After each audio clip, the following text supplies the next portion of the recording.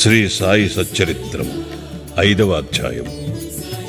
చాంద్ పాటీలు పెండ్లి బృందముతో కలిసి బాబా తిరిగి షిరిడీకి రాక, సాయి అను నామము, ఇతర యోగులతో సహవాసము, పాదుకుల చరిత్ర, మొహియుద్దీన్తో కుస్తీ, జీవితములో మార్పు, నీళ్లను నూనెగా మార్చుట, జవహర్ అలీ అను కపట గురువు, పెండివారితో కలిసి బాబా తిరిగి షిరిడీకి వచ్చుట. ఔరంగాబాద్ జిల్లాలో ధూప్ అను గ్రామము కలదు. అచ్చట ధనికుడగు మహమ్మదీయుడొకడుండెను. అతని పేరు చాంద్ పాటీల్. ఔరంగాబాదు పోవుచుండగా అతని గుర్రము తప్పిపోయాను. 2 మాసములు వెతికినను దాని ఎంతు దొరకకుండెను. అతడు నిరాశ చెంది భుజముపై జీను వేసుకుని ఔరంగాబాదు నుండి ధూప్ గ్రామమునకు పోవుచుండెను. సుమారు 9 మైళ్లు నడిచిన పిమ్మట ఒక మామిడి చెట్టు వద్దకు వచ్చాను. దాని నీడలో ఒక వింత పురుషుడు కూర్చునియుండెను. అతడు తలపై టోపీ, పొడుగైన చొక్కా ధరించియుండెను. చంకలో సటకా పెట్టుకుని చిలుము త్రాగుటకు ప్రయత్నించుచుండెను.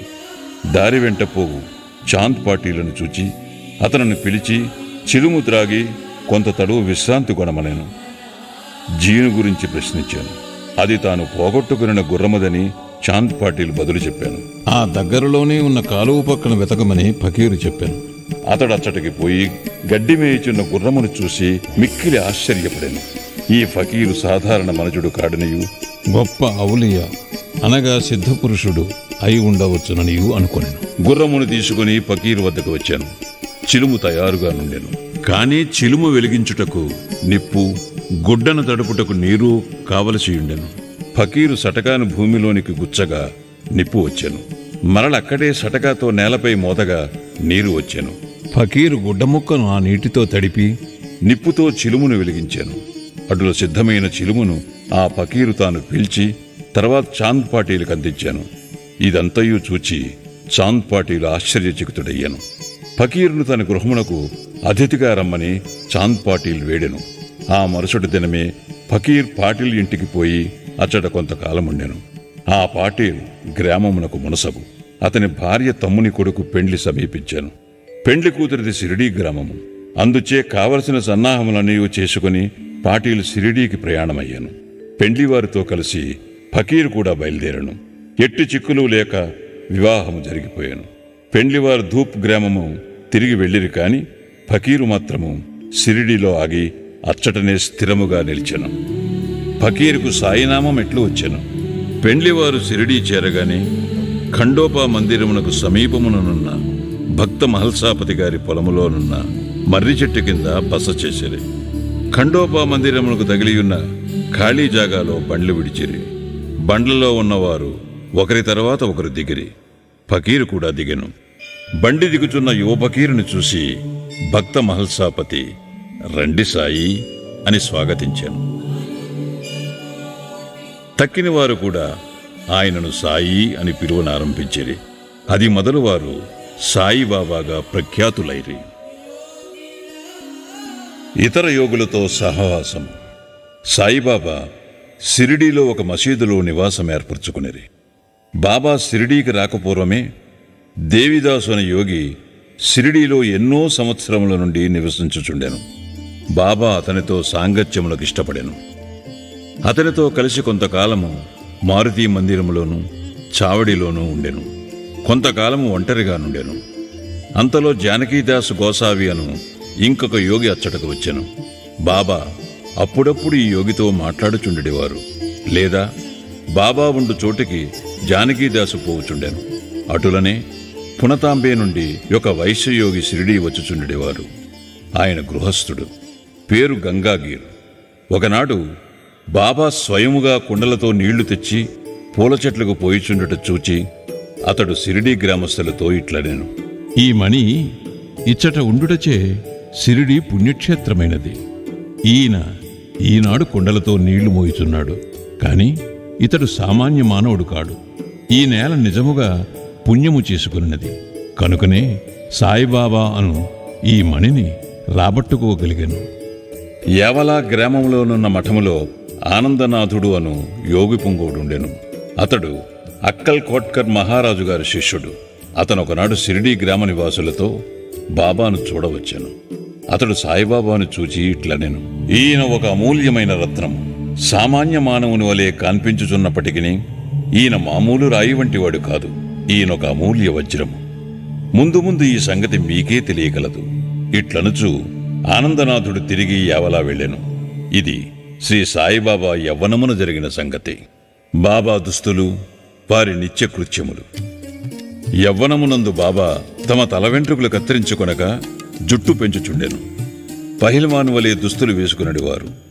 షిరిడీకి 3 మైళ్ళ దూరంలో ఉన్న రహతాకు పోయినప్పుడు ఒకసారి బంతి, గన్నేరు, నిత్యమల్లె మొక్కలు తీసుకుని వచ్చి నేలను చదును చేసి వాటిని నాటి నీళ్లు పోయిచుండేది. అనుదినము వామంతాత్యాయను కుమ్మరి బాబాకు కాల్చని 2 పచ్చి కుండలను ఇచ్చుచుండేవాడు. బాబా స్వయముగా బావి నుండి నీళ్లు చేది ఆ నీటిని ఆ పచ్చి కుండలలో తోడి భుజముపై మోసుకుని తెచ్చి మొక్కలకు పోసేవారు. సాయంకాలము ఆ కుండలను వేప చెట్టు మొదట బోర్లించుచుండేది. కాల్చని ఒకటిచే అవి వెంటనే విరిగి ముక్కలు ముక్కలగుచుండెడివి. ఇట్లు 3 సంవత్సరములు గడిచాను. సాయిబాబా కృషి వలన అచ్చట ఒక పూలతోట లేచాను. ఆ స్థలములోనే ఇప్పుడు బాబా సమాధి ఉన్నది. దానినే సమాధి మందిరమందురు. దానిని దర్శించుట కొరకే అనేక మంది భక్తులు విశేషముగా పోవుచున్నారు. వేప చెట్టు కిందనున్న పాదుకుల వృత్తాంతము. అక్కల్కోట్కర్ మహారాజు గారి భక్తుడు భాయి కృష్ణజీ అలీబాకర్. ఇతడు అక్కల్కోట్కర్ మహారాజు గారి చిత్రపటమును పూజించుడివాడు. అతడు ఒకప్పుడు షోలాపూర్ జిల్లాలోని అక్కల్కోట గ్రామమునకు పోయి మహారాజు గారి పాదుకులు దర్శించి పూజించవలనని అనుకునేను. అతడచ్చటికి పోకమునిపే స్వప్నములో ఆ మహారాజు దర్శనమిచ్చి ఇట్లు చెప్పాను, ప్రస్తుతము షిరిడీ నా నివాస స్థలము. అచ్చటికి పోయి నీ పూజ యొనరింపు. అందుచే అక్కల్కోట పోవలనను తన నిర్ణయమును మార్చుకొని భాయి కృష్ణజీ షిరిడీ చేరి బాబాను పూజించి అచ్చటనే 6 మాసములు ఆనందముతో గడిపెను. దీని జ్ఞాపకార్థము పాదుకులు చేయించి శ్రావణ మాసములోనొక శుభదినమున వేప చెట్టు కింద ప్రతిష్ఠ చేయించెను. ఇది 1834 శ్రావణ మాసములో, అనగా క్రీస్తు శకం 1912లో జరిగెను. దాదా కేల్కర్, ఉపాసినీ బాబా అనువారు పూజను శాస్త్రోక్తముగా జరిపిరి. దీక్షిత్ అను బ్రాహ్మణుడు పాదుకుల నిత్యపూజకు నియమించబడెను. దీనిని పర్యవేక్షించు బాధ్యత భక్త సగన్మేర్ నాయక్ అప్పగించబడినది. ఈ కథ యొక్క పూర్తి వివరములు. ఠానే వాస్తవ్యుడైన శ్రీ బివి దేవ్ బాబాకి గొప్ప భక్తుడు. వీరు మామల్తదారుగా పదవి విరమణ చేసిరి. వేప చెట్టు కింద ప్రతిష్ఠింపబడిన పాదుకులకు సంబంధించిన వివరములన్నీ సగన్మేర్ నాయక్ మరియు గోవింద్ కమలాకర్ దీక్షితుల నుండి సేకరించి పాదుకుల పూర్తి వృత్తాంతము శ్రీ సాయిలీల మాసపత్రిక 2వ సంపుటము మొదటి సంచిక 25వ పేజీలో ఈ రీతిగా ప్రచురించినారు. 1912వ సంవత్సరములో బొంబాయి నుండి డాక్టర్ రామారావు కొఠారే అనునతడు షిరిడీ వచ్చెను. వానితో పాటుగా అతని కాంపౌండరును మరియు అతని మిత్రుడైన భాయ్ కృష్ణజీ అలీబాకర్ అనునతుడును వెంట వచ్చిరే. షిరిడీలో వారు సగున్మేరు నాయక్కు, జీకే దీక్షితుకు సన్నిహితులైరి. అనేక విషయములు తమలో తాము చర్చించుకున్నప్పుడు సంభాషణావశాత్తు బాబా ప్రప్రథమమున షిరిడీ ప్రవేశించి వేప చెట్టు కింద తపస్సు చేసిన దాని జ్ఞాపకార్థము బాబా పాదుకలు ఆ వేప చెట్టు కింద ప్రతిష్ఠించవలనని నిశ్చయించుకునేది. పాదుకలను రాతితో చెక్కించుటకు నిర్ణయించింది. ఈ సంగతి డాక్టర్ రామారావు కొఠారేకు తెలిపినచో ఆయన చక్కని పాదుకలు చెక్కించదరని భాయ్ కృష్ణజీ మిత్రుడైన కాంపౌండర్ సలహానిచ్చాను. అందరూ ఈ సలహాకు సమ్మతించిరి. అప్పటికి బొంబాయి తిరిగి వెళ్లిన డాక్టర్ గారికి ఈ విషయం తెలియపరిచిరి. వారు వెంటనే మరల షిరిడీ వచ్చి పాదుకల నమూనా వ్రాయించి ఖండోబా మందిరమందున్న ఉపాసినీ మహారాజు వద్దకు పోయి తాము వ్రాసిన పాదుకల నమూనాను చూపిరి. శ్రీ ఉపాసిని దానిలో కొన్ని మార్పులను చేసి పద్మము, శంఖము, చక్రము మొదలగునవి చేర్చి బాబా యోగశక్తిని, వేప చెట్టు గొప్పతనమును తెలుపు ఈ క్రింది శ్లోకమును కూడా చెక్కించమనిరి. సదా నింబ వృక్షస్య మూలాధివాసాత్ సుధాశ్రావిణం తిక్తమప్యప్రియంతం తరుం కల్పవృక్షాధికం సాధయంతం నమామీశ్వరం సద్గురుం సాయినాథం. ఉపాసనీ సలహాలను ఆమోదించి పాదుకులు బొంబాయిలో చేయించి కాంపౌండర్ ద్వారా పంపిరి. శ్రావణ పౌర్ణమి నాడు స్థాపన చేయమని బాబా ఆజ్ఞాపించాను. ఆనాడు 11 గంటలకు జీకే దీక్షిత్ తన శిరస్సుపై పాదుకులు పెట్టుకుని ఖండోబా మందిరము నుండి ద్వారకామాయికి ఉత్సవముతో వచ్చిరి. బాబా ఆ పాదుకులను స్పృశించి అవి భగవంతుని పాదుకులని నుడివెను. వానిని వేప చెట్టు మూలమున ప్రతిష్ఠింపుడని ఆదేశించెను. ఆ ముందు రోజు బొంబాయి నుండి పాస్తా సేట్ అని పార్సీ భక్తుడొకడు మనియార్డర్ ద్వారా 25 రూపాయలు పంపియుండెను. బాబా ఆ పైకము పాదుగా ప్రతిష్టకు ఖర్చు నిమిత్తమిచ్చెను. మొత్తము 100 రూపాయలు ఖర్చయినవి. అందులో 75 రూపాయలు చందాల ద్వారా వసూలు చేసేది. మొదటి 5 సంవత్సరములు జీకే దీక్షిత్ ఈ పాదుకులకు పూజ చేశాను. తరువాత లక్ష్మణ్ కచేశ్వర్ జాక్డే అను బ్రాహ్మణుడు నానుమామ పూజారి పూజ చేయుచుండెను. మొదటి 5 సంవత్సరములు నెలకు 2 రూపాయలు చొప్పున డాక్టర్ కొఠారే దీపపు ఖర్చు నిమిత్తము పంపుచుండెను. పాదుకుల చుట్టూ కంచె కూడా పంపాను. ఈ కంచెయు పైకప్పును కోపర్గాం స్టేషన్ నుండి షిరిడీ తెచ్చుటకు 7 రూపాయల 8 అనాల ఖర్చును సగున్మేర్ నాయక్ ఇచ్చాను. ప్రస్తుతం జాగ్డే పూజ చేయుచున్నాడు. సగునుడు నైవేద్యమును దీపమును పెట్టుచున్నాడు. మొట్టమొదట భాయ్ కృష్ణాజీ అక్కల్కోట్కర్ మహారాజ్ భక్తుడు. 1912వ సంవత్సరములో వేప చెట్టు క్రింద పాదుకులు స్థాపించినప్పుడు అక్కల్కోటకు పోవచ్చు మార్గమధ్యమున షిరిడీ యందు దిగెను. బాబా దర్శనము చేసిన తరువాత అక్కల్కోట గ్రామమునకు పోవాలననుకొని బాబా వద్దకేగి అనుమతి నిమ్మనెను. బాబా ఇట్లనెను, అక్కల్కోటలోనేమున్నది? అక్కడికేలపోయేదవు. అక్కడ ఉండే మహారాజ్ ప్రస్తుతం ఇక్కడనే ఉన్నారు. వారే నేను. ఇది విని భాయ్ కృష్ణాజీ అక్కల్కోట వెళ్ళుట మానుకొనెను. పాదుకుల స్థాపన తరువాత అనేక పర్యాయములు షిరిడీ యాత్ర చేశాను. హేమాడ్ పంత్కి వివరములు తెలిసియుండవు. తెలిసియున్నచో సచ్చరిత్రలో వ్రాయుట మానియుండరు. మొహియుద్దీన్ తంబోలితో కుస్తీ, జీవితములో మార్పు. షిరిడీ గ్రామంలో కుస్తీలు పట్టుట వాడుక. అచ్చట మొహియుద్దీన్ తంబోలి అనేవాడు తరచుగా కుస్తీలు పట్టుచుండేవాడు. వానికి బాబాకు ఒక విషయంలో భేదాభిప్రాయం వచ్చి కుస్తీ పట్టిరి. అందులో బాబా ఓడిపోయాను. అప్పటి నుండి బాబాకు విరక్తి కలిగి తన దుస్తులను నివసించు రీతిని మార్చుకొనెను. లంగోటి బిగించుకొని ఫకీరులు ధరించు పొడుగాటి చొక్కా అనగా కఫ్నీని తొడుక్కొని నెత్తిపైన గుడ్డ కట్టుకునేవారు. ఒక గోనిముక్కపై కూర్చునడివారు. చింకి గుడ్డలతో సంతుష్టి చెందెడివారు. రాజ్యభోగముల కంటే దారిద్ర్యమే మేలని నుడివెడివారు. పేదవారికి భగవంతుడు స్నేహితుడనేవారు. గంగాగీరుకు కూడా కుస్తీల యందు ప్రేమ. ఒకనాడు కుస్తీ పట్టుచుండగా అతనికి వైరాగ్యము కలిగాను. అదే సమయములో దేహమును దమించి దేవుని సహవాసము చేయుము అని ఒక అశరీరవాణి అతనికి వినిపించాను. అప్పటి నుండి గంగాకీరు సంసారము విడిచాను. ఆత్మ సాక్షాత్కారము కొరకు పాటుపడెను. పునతాంబే దగ్గర నదియొడ్డున ఒక మఠమును స్థాపించి తన శిష్యులతో నివసించుచుండెను. సాయిబాబా జనులతో కలిసిమెలిసి తిరిగేవారు కారు. ఎవరితోనూ తమంతట తాము మాట్లాడేవారు కారు. ఎవరైనా ఏదైనా అడిగినా ఆ అడిగిన దానికి మాత్రము జవాబిచ్చువారు.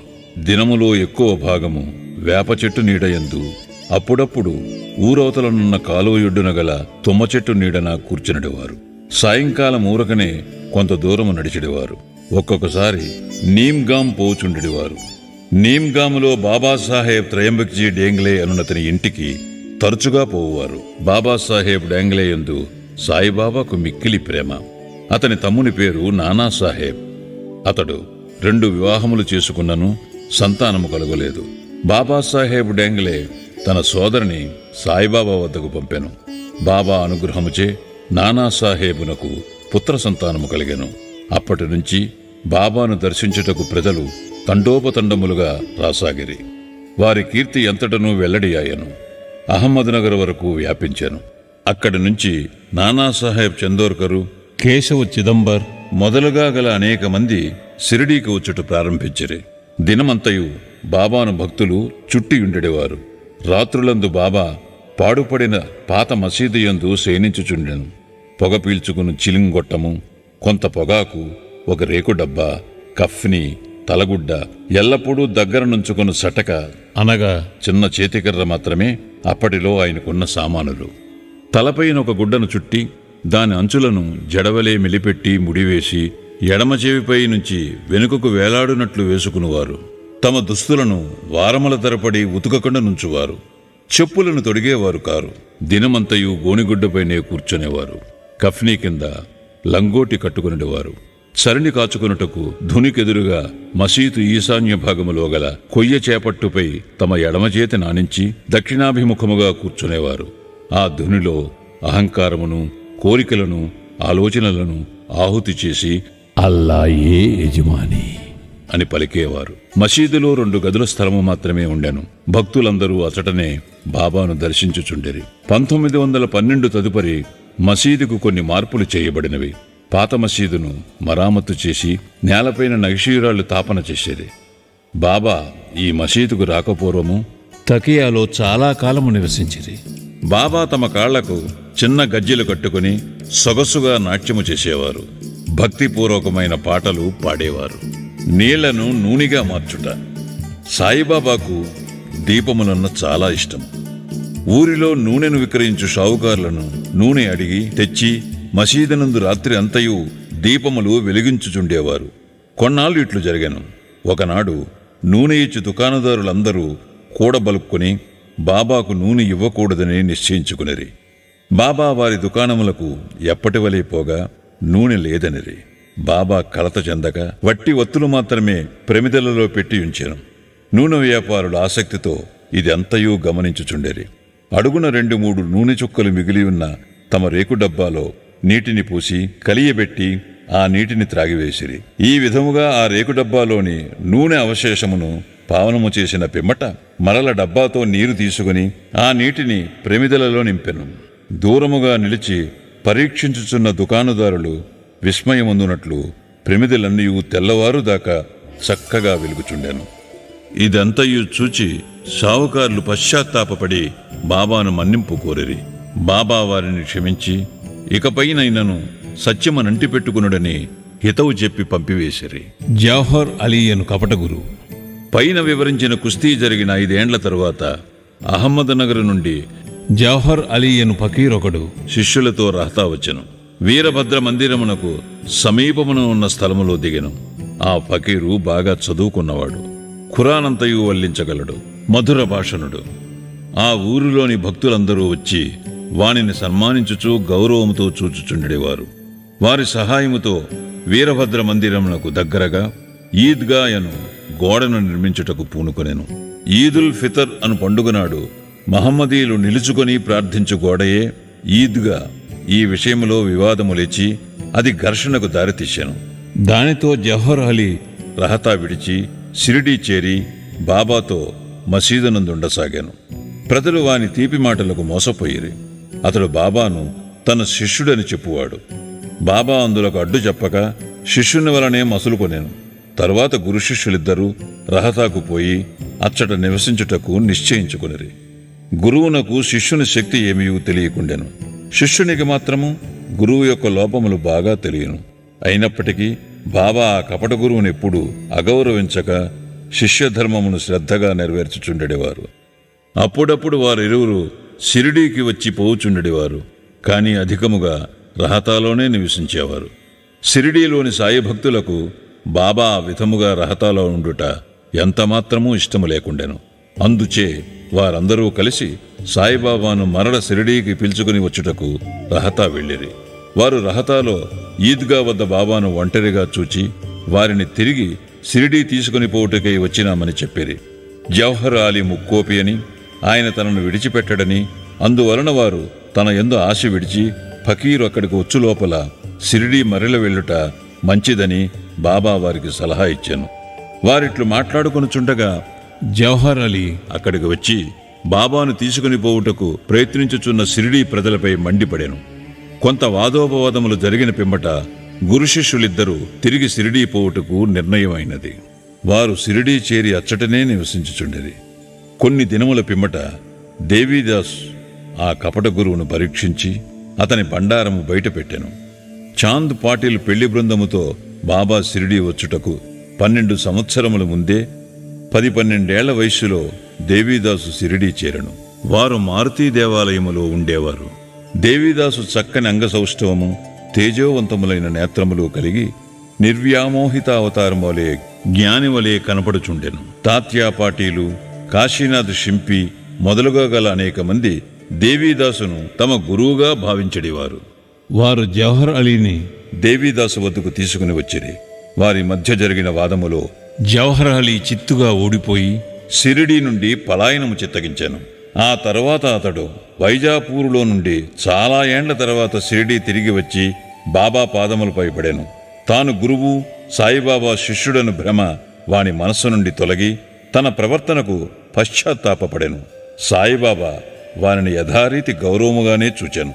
ఈ విధముగా శిష్యుడు గురువునెట్లు సేవింపవలనో, ఎట్లు అహంకార మమకారములను విడిచి గురు శుశ్రూష చేసి తుదకు ఆత్మసాక్షాత్కారమును పొందవలనో బాబా ఆచరణాత్మకముగా నిరూపించెను. ఈ కథ భక్త మహల్షాపతి చెప్పిన వివరముల ఆధారముగా వ్రాయబడినది. 5వ అధ్యాయం సంపూర్ణం. సద్గురు శ్రీ సాయినాథార్పణమస్తు. శుభం భవతు.